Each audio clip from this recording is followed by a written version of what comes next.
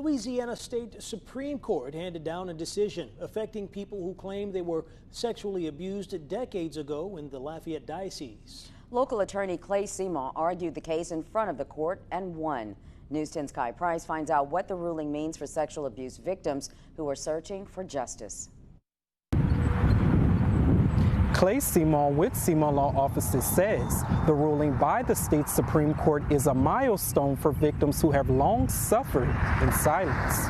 It was a landmark decision in the state of Louisiana. It's going to have far-reaching consequences in terms of allowing sexual abuse victims to finally have the opportunity to have their cases heard and resolved. The Louisiana Supreme Court voted to reverse the ruling, giving childhood victims of sexual abuse another opportunity to file damage lawsuits. This decision comes after the court ruled in March the law could not stand due to conflicts with due process rights in the state constitution. The original ruling was against us by a vote of 4-3.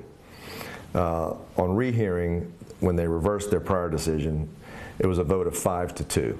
So we were successful in convincing 2 of the prior 4 to change their opinion. Seymour represents the victims in this case, including Doug Bienvenu. He and 10 others filed a lawsuit against the Diocese of Lafayette and St. Martin de Tours Catholic Church for sexual abuse claims. Seymour says he hopes this will influence similar challenges in other states. The fact that we were held to be constitutional in Louisiana is going to be persuasive when and if there's any challenges to in the other states where they challenge the constitutionality of those laws. He says the state judicial system will make the right decision in giving justice to his clients. The reality is, behind the scenes, they were fighting tooth and nail to get the cases dismissed. So finally, we've had this issue removed from the proceedings, and it's now just a matter of going to trial if that's what it takes and presenting our case and letting the jury decide. As a result of this law, the legislation has extended the deadline for expired lawsuits of sexual abuse victims